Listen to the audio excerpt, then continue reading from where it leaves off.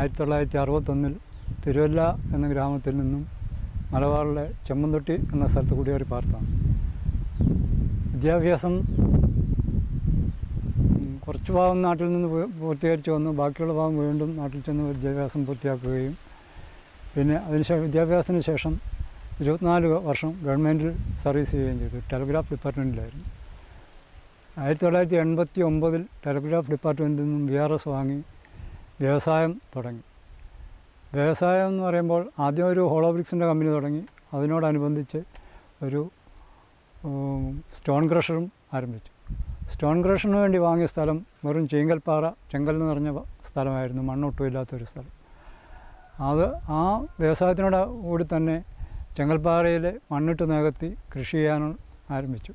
തെങ്ങും കമുകും മാവും പ്ലാവും വാഴയും എല്ലാം ആ ചെങ്കൽപ്പാറയിൽ വിജയകരമായി കൃഷി ചെയ്തു. അപ്പോഴാണ് എനിക്ക് ശരിക്കും പറഞ്ഞാൽ കൃഷിയെപ്പറ്റി ഒരു ധാരണയുണ്ടാവുകയും നല്ല മണ്ണ് തേടിയുള്ള കൃഷി ചെയ്യാനുള്ള മണ്ണിന് വേണ്ടി തെരച്ചിൽ തുടങ്ങിയത്.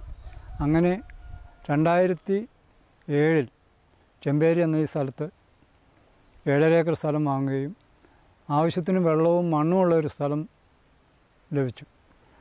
അങ്ങനെയാണ് പ്രധാനമായും കാർഷിക വൃത്തിയിലേക്ക് തിരിയുന്നത്.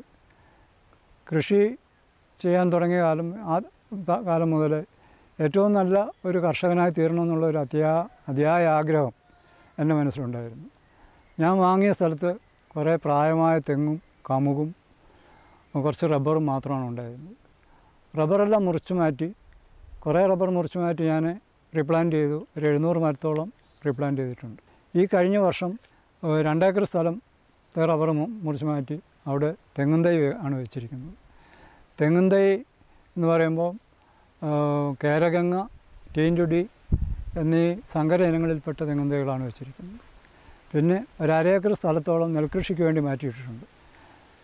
കരനെൽകൃഷിയാണ് ചെയ്യുന്നത്.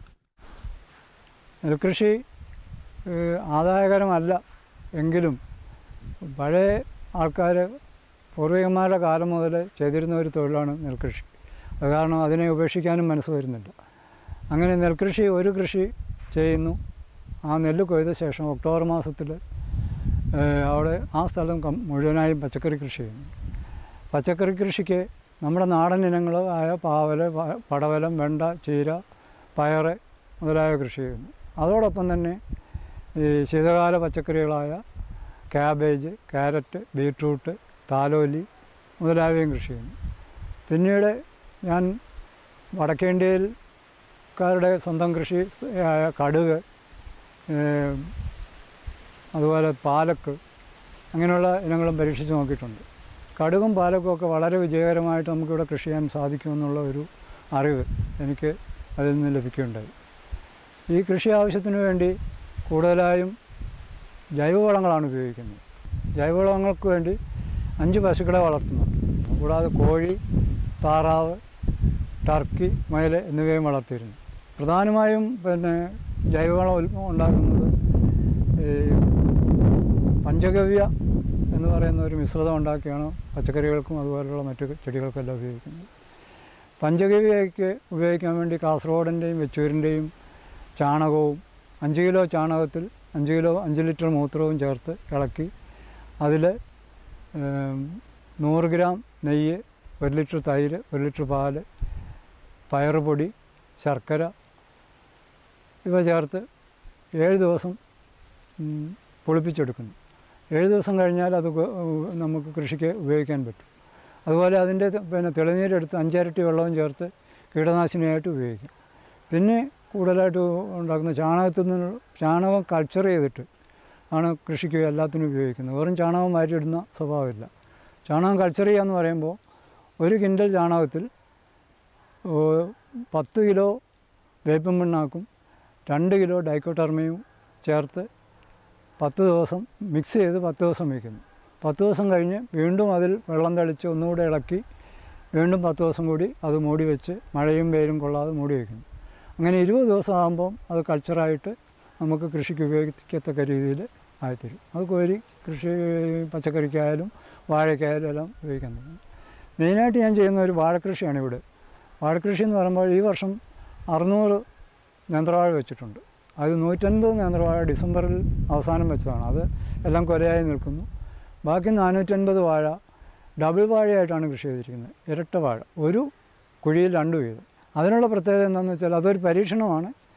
അതിനുള്ള പ്രത്യേകത എന്താണെന്ന് വെച്ചാൽ ഒരു കുഴിയിൽ 2 വാഴ വെച്ചാൽ നമുക്ക് ഒരു വാഴയ്ക്ക് ചെയ്യുന്ന പണി കൊണ്ട് 2 വാഴക്കുലകൾ കിട്ടും.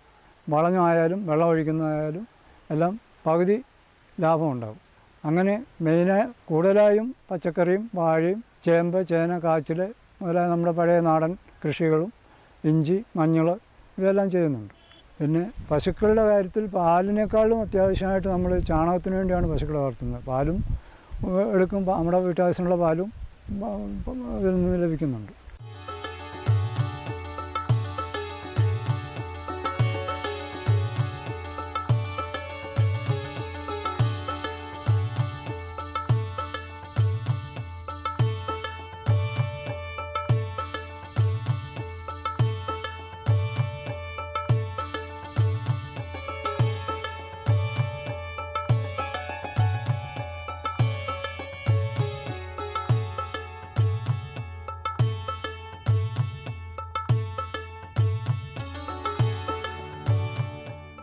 അദ്ദേഹം ഈ പഞ്ചായത്തിലെ വളരെ നല്ലൊരു മാതൃകാ കർഷകനാണ്.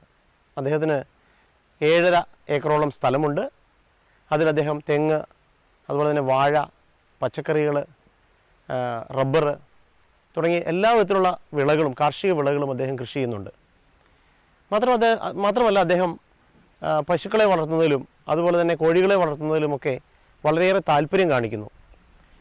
അങ്ങനെ കൃഷിയും മൃഗസംരക്ഷണവും ഒരുപോലെ തന്നെ മുന്നോട്ട് കൊണ്ടുപോകുന്ന നല്ല ഒരു സമ്മിശ്ര കർഷകനാണ് ശ്രീ ജോസഫ് താന്നിക്കാക്കുഴി. അദ്ദേഹം ഈ പഞ്ചായത്തിൽ നെൽകൃഷി അന്യം നിന്ന് പോകുന്ന ഈ കാലഘട്ടത്തിൽ പോലും ഒരു തുണ്ട് കൃഷിയിടം നെൽകൃഷിക്കായി മാറ്റിയിട്ടിരിക്കുന്നു. മാത്രമല്ല നെല്ല് വിളവെടുത്തതിന് ശേഷം അദ്ദേഹം ആ കൊച്ചു കൃഷിയിടത്തിൽ ധാരാളം പച്ചക്കറികളൊക്കെ കൃഷി ചെയ്ത് അദ്ദേഹം വളരെ മാതൃകാപരമായിട്ടുള്ള ഒരു കാർഷിക മുന്നേറ്റമാണ് ഈ രംഗത്ത് നടത്തിക്കൊണ്ടിരിക്കുന്നത്. അപ്പോൾ അദ്ദേഹത്തിൻ്റെ ഈ കൃഷിയിടം കാണുവാനും പഠിക്കുവാനുമൊക്കെ ധാരാളം കർഷകർ ഈ കൃഷിയിടത്തിൽ വരാറുണ്ട്. അതുപോലെ തന്നെ സ്കൂൾ കുട്ടികൾ വരാറുണ്ട്. അപ്പോൾ ഇവരൊക്കെ വന്ന് ഈ കൃഷിയിടം സന്ദർശിച്ച് കാർഷിക മേഖലയിലെ നിരവധി അറിവുകൾ സ്വായത്തമാക്കിയാണ് ഇവിടെ നിന്ന് മടങ്ങുന്നത്. അപ്പോൾ അദ്ദേഹത്തിൻ്റെ ഈ കഴിവുകൾ കണ്ടറിഞ്ഞ് ഈ 2013-14 വർഷത്തിൽ കൃഷി വകുപ്പിലൂടെ അദ്ദേഹത്തിൻ്റെ കൃഷിയിടം ഒരു പ്രാക്ടിക്കൽ ഫാം ഫീൽഡ് സ്കൂളാക്കി മാറ്റിയിട്ടുണ്ട്. അപ്പോൾ ആ പദ്ധതിയിൽ തീർച്ചയായും ധാരാളം കർഷകർക്ക് ഇങ്ങോട്ട് കടന്നു വരാം, അവരുടെ സംശയങ്ങളൊക്കെ ദൂരീകരിക്കാം. അദ്ദേഹത്തിൻ്റെ കൃഷിയിടം മുഴുവൻ നടന്നു കാണുന്നതിനും ഓരോ കാര്യങ്ങളും നേരിട്ട് കണ്ട് മനസ്സിലാക്കുന്നതിനുള്ള അവസരമാണ് ഇതിലൂടെ കേരള കൃഷി വകുപ്പ് പ്രദാനം ചെയ്യുന്നത്. അപ്പോൾ അദ്ദേഹത്തിൻ്റെ പച്ചക്കറി കൃഷി എന്ന് പറഞ്ഞാൽ വളരെ പേര് കേട്ടതാണ്. നമ്മുടെ ഈ നാട്ടിലൊന്നും സാധാരണ കാണാത്ത ഇനങ്ങൾ പോലും, അതായത് റാഡിഷ്, അതുപോലെ തന്നെ ക്യാബേജ്, കോളിഫ്ലവർ, ക്യാരറ്റ്, ബീറ്റ്റൂട്ട് തുടങ്ങി നിരവധി വിളകൾ അദ്ദേഹത്തിൻ്റെ കൃഷിയിടത്തിൽ പരീക്ഷണം നടത്തുകയും വളരെ വിജയപ്രദമാണെന്ന് കാണുകയും ചെയ്തിട്ടുണ്ട്. മാത്രമല്ല അദ്ദേഹം ഈ കഴിഞ്ഞ ഈ സീസണിൽ അദ്ദേഹത്തിൻ്റെ ഏതാണ്ടൊരു 2 ഏക്കറോളം സ്ഥലം റബ്ബർ കൃഷി ചെയ്തിരുന്ന സ്ഥലം അദ്ദേഹം റബ്ബർ കൃഷി ചെയ്യാതെ അദ്ദേഹം തെങ്ങ് കൃഷിക്ക് വേണ്ടി മാറ്റിവെക്കുന്ന ഒരു കാഴ്ചയാണ് കാണുന്നത്. അപ്പോൾ വളരെ നല്ല രീതിയിൽ ഹൈബ്രിഡ് തൈകൾ വാങ്ങിക്കൊണ്ടുവന്ന്, പുതിയ സങ്കര ഇനങ്ങൾ വാങ്ങിക്കൊണ്ടുവന്ന് ഒരു മലവാരം മുഴുവനും വെളിവാക്കി നല്ല വണ്ണം മാതൃകാപരമായി അദ്ദേഹം തെങ്ങ് കൃഷിയിൽ ശ്രദ്ധ കേന്ദ്രീകരിക്കുകയാണ്. മാത്രമല്ല ഏതാണ്ട് ഒരു 700ഓളം നേന്ത്രവാഴകൾ വളരെ ഭംഗിയായിട്ട് ഈ കൃഷിയിടത്തിൽ വളർന്നു വരുന്നു. ഇരട്ട വാഴ കൃഷി സമ്പ്രദായമാണ് അദ്ദേഹം ഇവിടെ ചെയ്തു വരുന്നത്. അതും കർഷകരെ സംബന്ധിച്ചിടത്തോളം നൂതനമായിട്ടുള്ളൊരു അറിവാണ്. മാത്രമല്ല നല്ല ഒരു ജൈവ കർഷകൻ കൂടിയാണ് അദ്ദേഹം. അപ്പോൾ അദ്ദേഹത്തിൻ്റെ കൃഷിയിടത്തിൽ നിന്ന് തന്നെ കിട്ടുന്ന, അല്ലെങ്കിൽ അദ്ദേഹത്തിന് വളർത്തുന്ന മൃഗങ്ങളിൽ നിന്ന് കിട്ടുന്ന ചാണകമൊക്കെ ഉപയോഗിച്ച് അദ്ദേഹം നിരവധി ജൈവ വളങ്ങളൊക്കെ ഉണ്ടാക്കി അദ്ദേഹത്തിൻ്റെ കാർഷിക വിളകളിലൊക്കെ പ്രയോഗിക്കുകയാണ്. ജീവാമൃതവും പഞ്ചഗവ്യവും അതുപോലെയുള്ള നിരവധി ജൈവ വളങ്ങൾ അദ്ദേഹത്തിൻ്റെ കൃഷിയിടങ്ങളിൽ അദ്ദേഹം പ്രയോഗിക്കുകയും, എന്നാൽ അദ്ദേഹത്തിൻ്റെ ഈ തോട്ടം കാണുമ്പോൾ തന്നെ നമുക്ക് മനസ്സിലാവും നല്ല ആരോഗ്യത്തോടു കൂടി നല്ല കരുത്തോടു കൂടിയാണ് അദ്ദേഹത്തിൻ്റെ കാർഷിക വിളകളൊക്കെ തന്നെ നിൽക്കുന്നത്. ഈ വർഷം ഞാൻ അദ്ദേഹത്തോട് കൂടി ചേർന്ന് നിന്നുകൊണ്ട് ഈ തെങ്ങിൻ തൈകളിൽ പുതു പരീക്ഷണം നടത്തുകയാണ്. അതിന് വേണ്ട പരിചരണ മുറകൾ, അതായത് നമുക്കറിയാം ഈ മലയോര പ്രദേശങ്ങളെന്ന് പറഞ്ഞു കഴിഞ്ഞാൽ ഇപ്പോൾ ഒരു എന്താ പറയുക, തെങ്ങിനെ സംബന്ധിച്ചിടത്തോളം വളരെയേറെ കൂമ്പുചീയൽ രോഗം ബാധിച്ച് അനവധി തെങ്ങുകൾ നശിച്ചു പോകുന്നൊരു സാഹചര്യത്തിലാണുള്ളത്. അപ്പം തെങ്ങിൻ തൈകളിലും ഈ ഒരു പ്രശ്നം ഇപ്പോൾ ദൃശ്യമാണ്. ഈ കഴിഞ്ഞ 2-3 വർഷങ്ങളിൽ ധാരാളം കർഷകരുടെ ചെറിയ തെങ്ങിൻ തൈകളൊക്കെ തന്നെ കൂമ്പുചീയൽ രോഗം ബാധിക്കുകയും നശിച്ചു പോവുകയും ചെയ്തിട്ടുണ്ട്.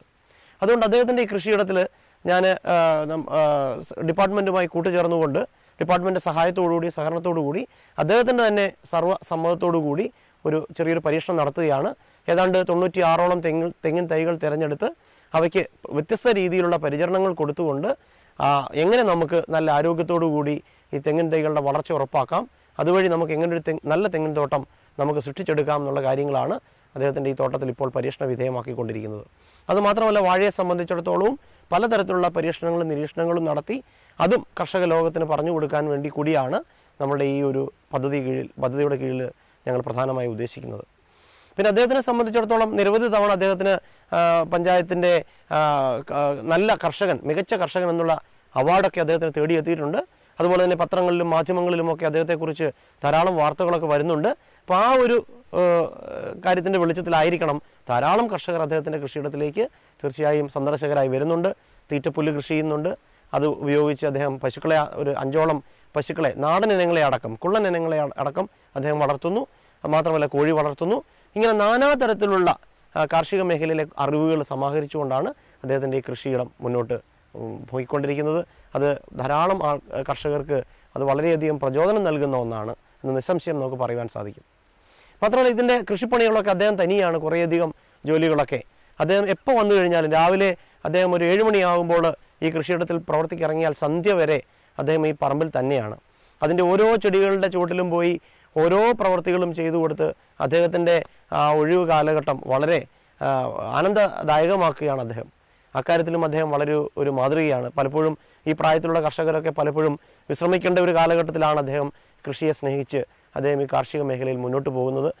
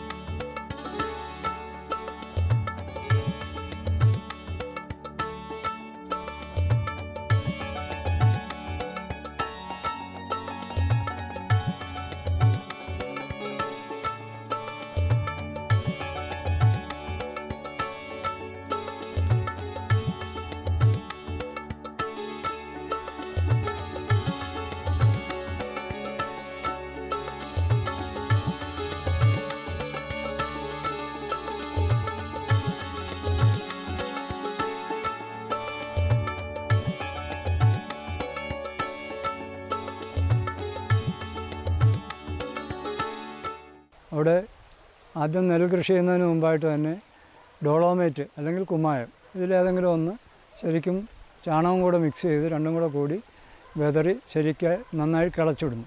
കിളച്ചിട്ട ശേഷം ഒരു 15 ദിവസം കഴിയുമ്പോൾ ഏകദേശം മെയ് മാസം അവസാനത്തോടു കൂടി നെല്ല് വിത്ത് വിതച്ച് വീണ്ടും കിളയ്ക്കുന്നു. കിളച്ച് ഇട്ട് കഴിഞ്ഞ് നെല്ല് മുളച്ച് കഴിഞ്ഞ് ഒരു മാസം പ്രായമാകുമ്പോൾ അതിന് നമ്മൾ ചാണകവെള്ളം കലക്കി ഒഴിച്ചു കൊടുക്കുന്നു. പിന്നെ ഒരു പ്രാവശ്യം വീണ്ടും ഒരു പ്രാവശ്യം കൂടി കുമ്മായം ചേർക്കാവുന്നതാണ്. പിന്നെ രാസവളം ചേർക്കാതെ ഇരിക്കുന്നതാണ് ഏറ്റവും നല്ലത്. തീരെ നെല്ല് മോശമെന്ന് കണ്ടാൽ നമ്മൾ കുറച്ച് രാസവളം കൂടി ചേർത്ത് കൊടുക്കാവുന്നതാണ്. ഞങ്ങൾക്ക് ഒരു വർഷത്തിൽ കഴിക്കുവാനുള്ള നെല്ല് എല്ലാ വർഷവും ഞാനിവിടെ ഈ പാടത്തുനിന്നും ഉൽപ്പാദിപ്പിക്കുന്നുണ്ട്. അതുപോലെ വിഷങ്ങളൊന്നും അടിക്കാതെ വിഷം കലരാത്ത നെല്ലും അരിയും നമുക്ക് ഉപയോഗിക്കാൻ കഴിയുന്നുണ്ട്. പിന്നെ കൃഷിഭവനിൽ നിന്ന് കഴിഞ്ഞ വർഷം വരെ നമുക്ക് വിത്ത് തരുമായിരുന്നു. ഈ വർഷം കൃഷിഭവനിൽ നിന്ന് വിത്ത് കിട്ടിയിട്ടില്ല. അതുകൊണ്ട് നമ്മൾ പ്രൈവറ്റായിട്ട് പുറമേ നിന്നാണ് വിത്ത് വാങ്ങി കൃഷി ചെയ്തത്. നെൽകൃഷി ഒരു വലിയ ആദായമെന്നൊന്നും പറയാനില്ല. എങ്കിലും നമുക്ക് വിഷമയമല്ലാത്ത വിഷം കലരാത്ത നെല്ല് കുത്തി അരിയാക്കി നമ്മുടെ സ്വന്തം ആവശ്യത്തിന് ഉപയോഗിക്കാനും ഇവിടെ സാധിക്കുന്നു. നെൽകൃഷി കഴിഞ്ഞാൽ ഏറ്റവും ഈ പാടത്ത് തന്നെയാണ് പച്ചക്കറി കൃഷി ചെയ്യുന്നത്. പച്ചക്കറി കൃഷിക്ക് ഒക്ടോബർ മാസത്തിൽ പച്ചക്കറി കാബേജ്, കോളിഫ്ലവർ, ബീറ്റ്റൂട്ട്, ക്യാരറ്റ് മുതലായ പച്ചക്കറികൾ ഈ പാടത്ത് തന്നെ കൃഷി ചെയ്യുന്ന നെല്ല് കൊയ്ത് കഴിഞ്ഞ ശേഷം. പിന്നെ നെല്ല് മാത്രമല്ല, നമുക്ക് ഒരു 4 മാസം 5 മാസം പശുക്കൾക്ക് കൊടുക്കാനുള്ള വൈക്കോലും നമുക്ക് ഇതിൽ നിന്ന് ഇവിടെ നിന്ന് ഉൽപ്പാദിപ്പിക്കാൻ കഴിയുന്നുണ്ട്.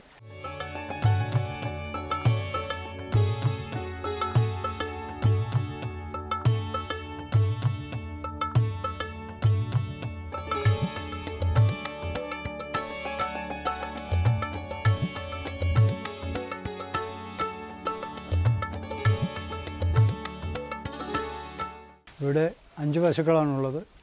ഇത് വെച്ചൂരനത്തിൽപ്പെട്ട ഒരു പശുവാണ്. ഇതിൻ്റെ കിടാവാണ് ഇപ്പുറത്ത് നിൽക്കുന്നത്. അതും വെച്ചൂരിൻ്റെ ഇനമാണ്.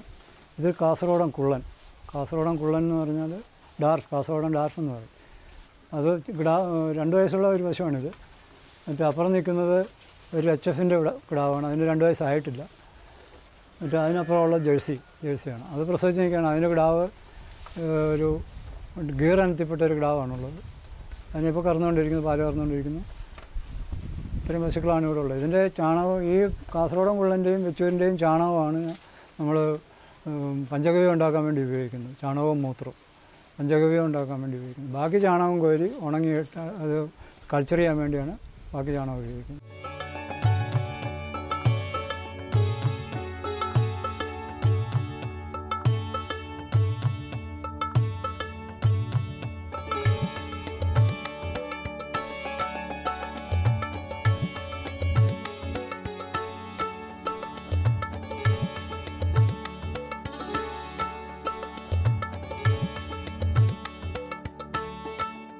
ആ 2012-13 എരുവേശിയിലെ ഏറ്റവും നല്ല സമ്മിശ്ര കർഷകനുള്ള അവാർഡ് എനിക്ക് ലഭിക്കുകയുണ്ടായി.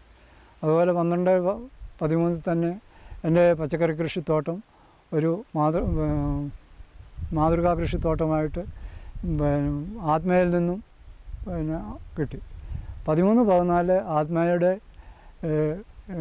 ബ്ലോക്കിൽ ലെവലുള്ള ഒരു അവാർഡും എനിക്ക് കിട്ടി. ഈ വർഷം ഈ 13-14 തന്നെ എൻ്റെ കൃഷിത്തോട്ടം ഒരു ഫാമേഴ്സ് ട്രെയിനിങ് സ്കൂൾ, അതായത് ഫീൽഡ് ഫാമേഴ്സ് ട്രെയിനിങ് സ്കൂളായിട്ട് തിരഞ്ഞെടുത്ത് ഇപ്പം അതിൻ്റെ പ്രവർത്തനത്തിലാണ്. അത് പല ജില്ലകളിൽ നിന്നും, അത് പ്രത്യേകിച്ച് കണ്ണൂർ ജില്ലയുടെ പല ഭാഗങ്ങളിൽ നിന്നുള്ള ആൾക്കാർ ഇവിടെ ക്ലാസ്സിന് അറ്റൻഡ് ചെയ്യാൻ വരുന്നുണ്ട്. അതുപോലെ സ്കൂൾ കുട്ടികൾ, പല സ്കൂളുകളിൽ നിന്നും കുട്ടികൾ വരുന്നുണ്ട്. അവർക്കെല്ലാം ഫീൽഡിൽ ഈ കൃഷികളെപ്പറ്റി കാണിച്ചു കൊടുക്കുകയും അതുപോലെ പിന്നെ CD എല്ലാം ഉപയോഗിച്ച് കൃഷികളുടെ പടങ്ങളെല്ലാം എടുത്ത് അതെല്ലാം വിവരിച്ചു കൊടുക്കുകയൊക്കെ ചെയ്യുന്നുണ്ട്. അങ്ങനെ കൃഷി നല്ല രീതിയിൽ കൊണ്ടുപോകാൻ എനിക്ക് സാധിക്കുന്നുണ്ട്. ഈ കാര്യങ്ങൾക്കെല്ലാം എന്നെ സഹായിക്കുന്നത് നമ്മുടെ എരുവേശി കൃഷിഭവനിലെ കൃഷി ഓഫീസർ ശ്രീ ജോർജ് കുട്ടിമത്തി സാറും ആത്മയുടെ സീനത്ത് അതുപോലെ ഫീൽഡ് ഓഫീസർമാരെ ആണ് സഹായിക്കുന്നത്.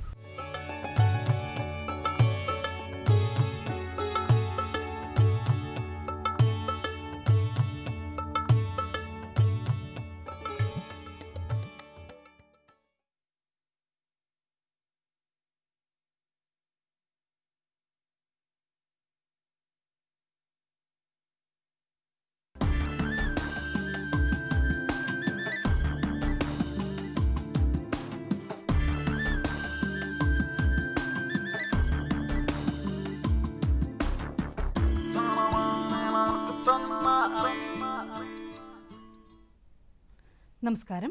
ദൂരദർശൻ കാർഷിക വാർത്തകളിലേക്ക് സ്വാഗതം. പ്രധാന വാർത്തകൾ.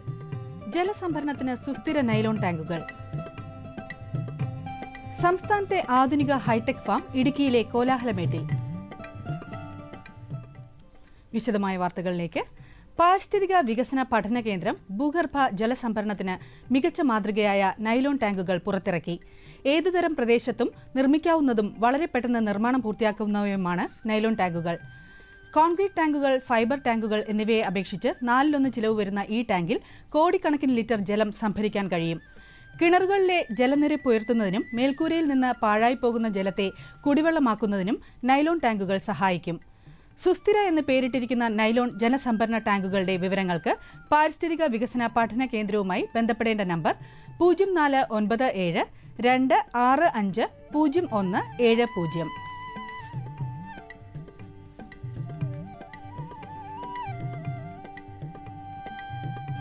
ഓണ അവധി നാളുകളിൽ മത്സ്യപ്രദർശനമൊരുക്കി അഡാക്കിന്റെ നെയ്യാർ ഡാം അക്വേറിയം പ്രവർത്തന സജ്ജമായി.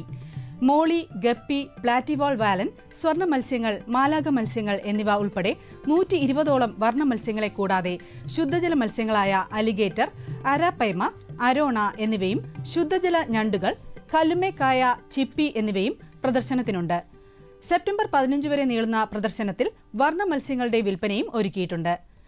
രാവിലെ 9 മുതൽ വൈകിട്ട് 9:30 വരെയാണ് പ്രദർശന സമയം.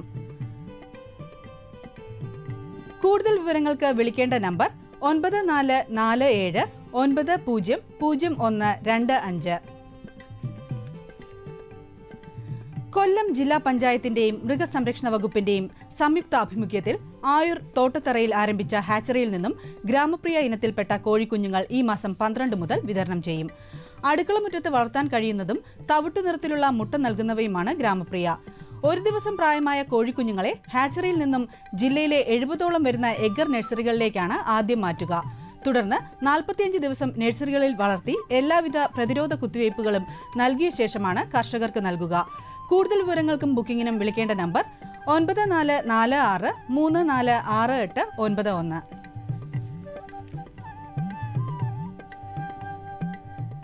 സംസ്ഥാനത്തെ ഏറ്റവും ആധുനിക മൃഗസംരക്ഷണ ഹൈടെക് ഫാമിന് ഇടുക്കി ജില്ലയിലെ കോലാഹലമേട്ടിൽ ഈ മാസം 19-ന് തുടക്കമാകും. സംസ്ഥാന ലൈഫ് സ്റ്റോക്ക് ബോർഡിന്റെ ഉടമസ്ഥതയിലുള്ള ഹൈടെക് ഫാം ജർമ്മൻ സാങ്കേതിക വിദ്യയോടെയാണ് നിർമ്മിച്ചിരിക്കുന്നത്. ട്രാൻസ്പോണ്ടറുകളുടെ സഹായത്തോടെ പൈക്കളുടെ ശാരീരികാവസ്ഥകൾ മനസ്സിലാക്കി കേന്ദ്രീകൃത മോണിറ്ററിംഗിലൂടെ കൃത്യമായ അളവിൽ തീറ്റ നൽകി പരമാവധി പാലുൽപാദനം സാധ്യമാക്കുക എന്നതാണ് ലക്ഷ്യം. ഫോട്ടോ ഇലക്ട്രിക് ലൈറ്റും ബാക്കിംഗ് ഗേറ്റും റോട്ടറി മിൽക്ക് പാർലറുകളുമുള്ള തെക്കേ ഇന്ത്യയിലെ ഏറ്റവും ആധുനിക സാങ്കേതികതകളാണ് ഫാമിന്റെ സവിശേഷത. ഫാമിനോടൊപ്പം ക്ഷീരപരിശീലന കേന്ദ്രവും ആരംഭിക്കുന്നുണ്ട്. 144 പശുക്കളാണ് തുടക്കത്തിൽ ഫാമിലെ ട്രയൽ റണ്ണിന് വിധേയമാകുന്നത്. മികച്ച പാലുൽപാദനം സാധ്യമാകുന്നതോടെ പീരുമേട്ടിൽ ക്ഷീരനഗരം സ്ഥാപിക്കുവാനും ബോർഡ് ലക്ഷ്യമിടുന്നുണ്ട്. സെപ്റ്റംബർ 19-ന് ഉച്ചയ്ക്ക് 2:30-ന് മൃഗസംരക്ഷണ വകുപ്പ് മന്ത്രി KP മോഹനൻ ഹൈടെക് ഫാം ഉദ്ഘാടനം ചെയ്യും. ഇനി കമ്പോള നിലവാരം. വെളിച്ചെണ്ണ കൊച്ചി 16,000 രൂപ, വെളിച്ചെണ്ണ കോഴിക്കോട് 16,800, തൃശൂർ 16,000 രൂപ, കൊപ്ര കൊച്ചി 10,900, കോഴിക്കോട് 10,900, തൃശൂർ 10,650, കുരുമുളക് അൺഗാർബിൾഡ് 68,700 രൂപ, കുരുമുളക് ഗാർബിൾഡ് 71,700 രൂപ. ചുക്ക് മീഡിയം 30,500, ചുക്ക് ബെസ്റ്റ് 32,000, മഞ്ഞൾ സേലം 7,000, ഈറോഡ് 7,200, അടയ്ക്ക പുതിയത് 24,000-നും 25,000-നും മധ്യേ. കൊച്ചി റബ്ബർ RSS 5 ഗ്രേഡ് 11,200 രൂപ, റബ്ബർ RSS 4 ഗ്രേഡ് 12,100 രൂപ, കോട്ടയം റബ്ബർ RSS 5 ഗ്രേഡ് 11,200 രൂപ, റബ്ബർ RSS 4 ഗ്രേഡ് 12,200 രൂപ. കമ്പോള നിലവാരം കൊച്ചിയിൽ. വെളിച്ചെണ്ണ 16,000 രൂപ, കൊപ്ര 10,900 രൂപ, പിണ്ണാക്ക് എക്സ്പെല്ലർ 2,300 രൂപ, പിണ്ണാക്ക് റോട്ടറി 3,000 രൂപ, കുരുമുളക് അൺഗാർബിൾഡ് 68,700 രൂപ, കുരുമുളക് ഗാർബിൾഡ് 71,700 രൂപ. ചുക്ക് മീഡിയം 30,500, ചുക്ക് ബെസ്റ്റ് 32,000, മഞ്ഞൾ നാടൻ 6,200, അടയ്ക്ക പുതിയത് 24,000-നും 25,000-നും മധ്യേ. ജാതിക്ക തൊണ്ടൻ കിലോഗ്രാമിന് 250-നും 290-നും മധ്യേ. ജാതിക്ക തൊണ്ടില്ലാത്തത് 450-നും 490-നും മധ്യേ. ജാതിപത്രി 725-നും 800-നും മധ്യേ. ഗ്രാമ്പു 900-നും 1,010-നും മധ്യേ. റബ്ബർ RSS 5 ഗ്രേഡ് 11,200 രൂപ, റബ്ബർ RSS 4 ഗ്രേഡ് 12,100 രൂപ, ഒട്ടുപാൽ 7,300, ലാറ്റക്സ് 8,400 രൂപ. കമ്പോള അവലോകനം. വിദേശ റബ്ബർ ഇറക്കുമതിക്ക് നിയന്ത്രണം വരുത്തുന്ന കാര്യം ചർച്ച ചെയ്യുമെന്ന വാണിജ്യമന്ത്രിയുടെ വെളിപ്പെടുത്തൽ റബ്ബർ അവധി വ്യാപാര രംഗത്ത് വൻ ചാഞ്ചാട്ടമുളവാക്കി. ഇടപാടുകളുടെ തുടക്കത്തിൽ 11,400 ഇടിഞ്ഞ റബ്ബർ അവധി വില രണ്ടാം പകുതിയിൽ അതിശക്തമായ തിരിച്ചുവരവിലൂടെ 12,000 ഉയർന്നു. അതേസമയം ടയർ കമ്പനികൾ 4ാം ഗ്രേഡ് റബ്ബറിന് 100 രൂപ കുറച്ച് 12,100 ശേഖരിച്ചത്. 5ാം ഗ്രേഡ് 11,200 കൈമാറി. ഷീറ്റിന്റെ വില തകർച്ച ഉൽപാദകരിൽ ടാപ്പിംഗിൽ നിന്ന് വിട്ടുനിൽക്കുകയാണ്. ഓയിൽ മില്ലുകാരുടെ പ്രതീക്ഷയ്ക്കൊത്ത് കൊപ്ര സംഭരിക്കാൻ കഴിയാഞ്ഞത് നേട്ടമാക്കാനുള്ള ശ്രമത്തിലാണ് വെളിച്ചെണ്ണ. മലബാർ മേഖലയിൽ കൊപ്ര വില 100 രൂപ ഉയർന്നപ്പോൾ തൃശൂരിൽ വെളിച്ചെണ്ണയ്ക്ക് 100 രൂപ മെച്ചപ്പെട്ടു. അതേസമയം കൊച്ചി വിപണി സ്റ്റഡിയായി നിലകൊണ്ടു. ഉത്തരേന്ത്യൻ സംസ്ഥാനങ്ങളിൽ നിന്നുള്ള പുതിയ ആവശ്യക്കാരുടെ വരവിനെ ഉറ്റുനോക്കുകയാണ് കുരുമുളക് വിപണി. ഹൈറേഞ്ച് ചരക്കിന് പിന്നിട്ട ഏതാനും ദിവസങ്ങളായി ആഭ്യന്തര അന്വേഷണങ്ങൾ കുറവാണ്. ഗാർബിൾ കുരുമുളക് 71,700 വിൽപ്പന പുരോഗമിക്കുന്നത്. കാലാവസ്ഥ. കണ്ണൂർ കൂടിയ താപനില 31.1 ഡിഗ്രി സെൽഷ്യസ്, കുറഞ്ഞ താപനില 24.1 degree Celsius. Kozhikode 31.7, 24.4. Kochi 30.6, 25. Alappuzha 30.5, 25.3 degree Celsius. Punalur 32.2, 21. Thiruvananthapuram 31.3, 24 degree Celsius. ഇതോടെ ഇന്നത്തെ കാർഷിക വാർത്തകൾ സമാപിക്കുന്നു. നമസ്കാരം.